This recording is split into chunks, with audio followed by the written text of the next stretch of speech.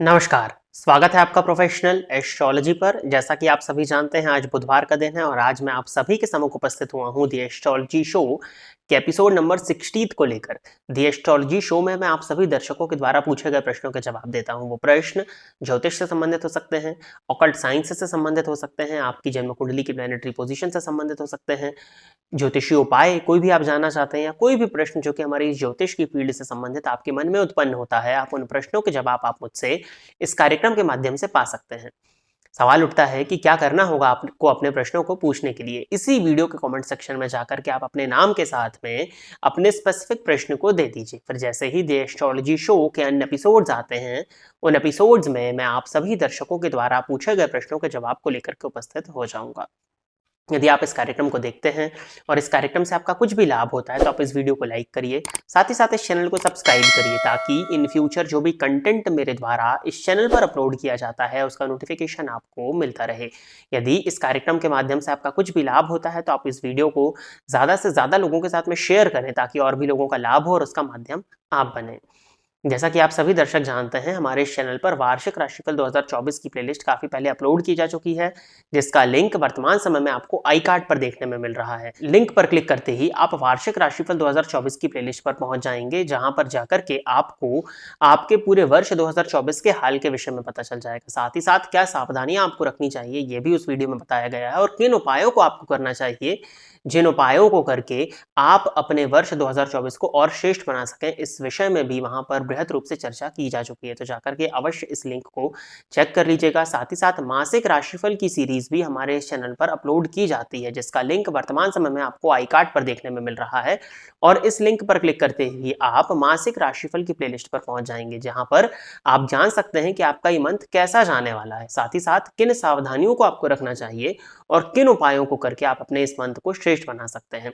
इन दोनों ही प्लेलिस्ट का लिंक इस वीडियो के डिस्क्रिप्शन बॉक्स में भी दिया हुआ है, तो जाकर के इन लिंक्स को एक बार अवश्य चेक कर लीजिएगा ताकि आप जान सकें कि आपका वर्ष 2024 और ये मंथ जो है 2024 का ये कैसा जाने वाला है। अब हम बिना विलंब किए अपने आज के इस कार्यक्रम की शुरुआत करते हैं और आज के इस कार्यक्रम का जो पहला प्रश्न है ये देवी प्रसाद जी का है। इन्होंने लिखा है कि आचार्य जी नमस्कार, लग्न कुंडली में शनिदेव लग्नेश और धनेश होकर के 11वें भाव में शुक्र से युत हो 24 अंश के ज्येष्ठा नक्षत्र में षडबल में सबसे अधिक बली है। नवमांश कुंडली में शनि 12वें भाव में कुंभ राशि में स्वग्रही है। आचार्य गणों का मत है कि शनिदेव जातक को सब कुछ देते हैं पर जब वह चाहता है तब नहीं, विलंब से।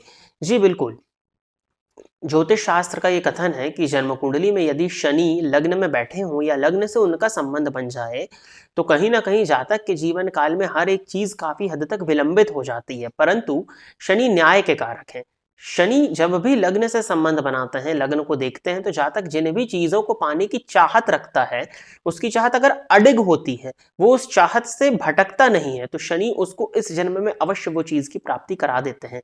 अब देखा जाए तो शनि न्याय के कारक है, तो जब तक वो व्यक्ति उस चीज के लिए योग्य ना हो जाए तब तक वो चीज की प्राप्ति नहीं हो पाती। शनि एक आध्यात्मिक प्लैनेट है, वैराग्य का कारक ग्रह है, तो वो वैराग्य उत्पन्न करता है। इस वजह से वो आपको घिस करके सोना बनाता है। जब वो शनि आपको सोना बनाता है तो आप परमात्मा की ओर करीब हो जाते हैं, क्योंकि जब आप परेशान होते हैं, आप संघर्ष करते हैं, तो संघर्ष करने के चलते आपके कई जो प्रारब्ध हैं, बुरे प्रारब्ध हैं, वो कटते हैं, तो उसके चलते आप परमात्मा के ओर करीब हो जाते हैं। साथ ही साथ उनसे आपको लेसन्स भी बहुत मिल जाते हैं, जो कि इस जन्म का मेन उद्देश्य, तो जीवन का उद्देश्य क्या है, सीखना। तो आप कई चीज़ों को सीख जाते हैं और जब आप सीख जाते हैं तो शनि न्याय के कारक हैं, तो वो आपकी मेहनत के अनुकूल, क्योंकि आपकी यदि किसी चीज़ को पाने की चाहत है तो ऑब्वियस सी बात है, सिर्फ चाहत रख करके तो काम चलेगा नहीं।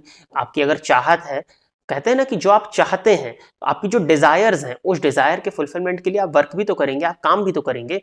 तो शनि आपसे संघर्ष कराते हैं, उस चीज की प्राप्ति के लिए आपसे मेहनत कराते हैं, आपसे एफर्ट्स कराते हैं, और फिर जब एफर्ट्स कर लेते हैं आप, जब आपका वो प्रारब्ध जो है वो कट जाता है, तो वो चीज आपको प्राप्त हो जाती है। ये गारंटी होती है कि शनि का संबंध यदि लग्न से बने और वो जिस भी चीज को शिद्दत से चाहता है, वो चीज उसको अवश्य ही प्राप्त हो जाती है। बट वो चीज़ की चाहत होनी चाहिए, ये नहीं कि आज चाहत है फिर कल चाहत बदल गई, फिर परसों किसी नई चीज़ की चाहत आ गई, वो फिर इस केस में नहीं मिल पाता है। तो चीज़ें मिल जाती हैं, आपको विलंब से ही प्राप्त होती हैं, परंतु प्राप्त अवश्य होती हैं यदि आपकी चाहत अडिग बनी रहे तो। आगे बढ़ते हैं। अगला प्रश्न जो है ये अनुराग मोहिते जी का है। इन्होंने लिखा है, thank you sir for responding to my question. मेरा धनु लग्न है, गुरु शुक्र की स्ट्रॉन्ग युति है, साथ में मंगल भी है पर दूरी है। देखिए, जो आपका पुराना प्रश्न है जिसका मैंने जवाब दिया है, वो भी आप मेंशन कर दिया करिए, क्योंकि मुझे याद नहीं होता है। आपका एक ही प्रश्न था, लेकिन मैंने 10 प्रश्न पढ़े हैं, तो मुझे नहीं पता होता है कि आपने पिछले सेशन में या पिछले जो एपिसोड थे उसमें क्या प्रश्न पूछा था। फिर भी आपने लिखा है कि आपका धनु लग्न है और गुरु शुक्र की स्ट्रॉन्ग युति है। गुरु और शुक्र की युति को काफी अच्छा बताया जाता है, ये बढ़िया है। जातक को कम ही मेहनत में, बहुत कम एफर्ट्स में चीजें प्राप्त हो जाती हैं। ये एक अच्छे प्रारब्ध को प्रदर्शित करता है कि कम मेहनत में चीजों की प्राप्ति हो जाती है। गुरु मंगल की युति भी अच्छी है और शुक्र मंगल की युति में भी देखिए कोई बहुत ज्यादा दिक्कत नहीं है। ऊर्जा अधिक है, अगर आपकी ऊर्जा को सही वे में डाइवर्ट कर दिया जाए तो ये शुक्र मंगल की युति भी अच्छा लाभ देती है। शुक्र मंगल की युति व्यक्ति को श्रेष्ठ ज्योतिषी भी बना सकती है यदि वो अपनी ऊर्जा का सही वे में इस्तेमाल कर ले तो। अब चरित्र की थोड़ी परेशानी तो आती है। अब शुक्र और मंगल अगर थोड़ा सा दूर बैठे हैं तो अच्छी चीज है ये, लेकिन देखिए ध्यान आकर्षित होता है, स्त्रियों के प्रति आसक्ति रहती है, इसमें कहीं कोई डाउट नहीं है, रहती है वो। परंतु गुरु शुक्र की युति है और गुरु का साथ है शुक्र के साथ में, तो ये जो चरित्र की कमी या परेशानी है उसमें वैसे भी काफी हद तक कमी आ जाएगी, क्योंकि गुरु उस कमी में लगाम लगाने के लिए वहां पर ऑलरेडी उपस्थित है। तो अच्छा योग है, इसमें कहीं कोई दिक्कत नहीं है। अगला प्रश्न है, इन्होंने लिखा है कि नाम तो क्लियर नहीं हो पा रहा है यहाँ पर, लेकिन फिर भी प्रश्न आया है कि मकर लग्न की कुंडली में केतु ग्रह 21 अंश के हस्त नक्षत्र में नवम भाव में कन्या राशि में है, ठीक है, तो क्या फल करेंगे। केतु भावपति बुध ग्रह लग्न में मकर राशि में 26 अंश के सूर्य और चंद्रमा से युत हैं। अच्छा, मकर लग्न की कुंडली के नवम भाव में केतु हैं और नवम पति बुध लग्न में जाकर के बैठे हुए हैं सूर्य और चंद्रमा के साथ में। तो सूर्य चंद्रमा की युति लग्न में है तो मानसिक अशांति तो होगी, परंतु भाग्यपति का लग्न में जाना जातक को भाग्य के सहारे ही सही सभी चीजों की प्राप्ति ये प्रदर्शित कर रहा है। चंद्र बुध की युति भी एक तरह से गजकेसरी है, हालांकि इस गजकेसरी में चंद्रमा कमजोर है तो उसका लाभ नहीं मिलेगा। सूर्य बुध की युति के चलते बुधादित्य योग का लाभ है और भाग्य भाव में केतु बैठे हुए हैं और भाग्यपति लग्न में है। ये एक अच्छे स्पिरिचुअल कॉम्बिनेशन को प्रदर्शित करते हैं। यदि केतु के पास में बल है, आपने 21 अंश बताया है चंद्रमा के नक्षत्र में, परंतु चंद्रमा कमजोर है तो केतु कहीं ना कहीं थोड़े से वीक पड़ रहे हैं, लेकिन फिर भी अगर आप स्पिरिचुअलिटी के मार्ग पर आगे बढ़ना चाहते हैं तो ये आपके लिए बहुत अच्छा होगा। आपके अधीनस्थ जो भी लोग हैं, यदि आप व्यापार करते हैं तो आपके यहाँ के कर्मचारी, यदि आप नौकरी करते हैं तो आपके यहाँ के जूनियर्स, इनका कभी भी अपमान मत करिए, इनका सम्मान करिए, इनकी जो भी आपसे हो सके मदद करिए। ये करना आपके लिए बहुत ज्यादा बेनिफिशियल होगा और यही लोग आपके जीवन काल के विकास के माध्यम बनने वाले हैं। आगे बढ़ते हैं। अगला प्रश्न जो है अरजीत तिवारी जी का, इन्होंने लिखा है कि सर कर्क लग्न में 4th एंड 7th भाव के स्वामी शुक्र, नहीं, कर्क लग्न में 4th एंड 7th भाव के स्वामी शुक्र नहीं होते हैं, कर्क लग्न में 4th भाव के स्वामी शुक्र होते हैं।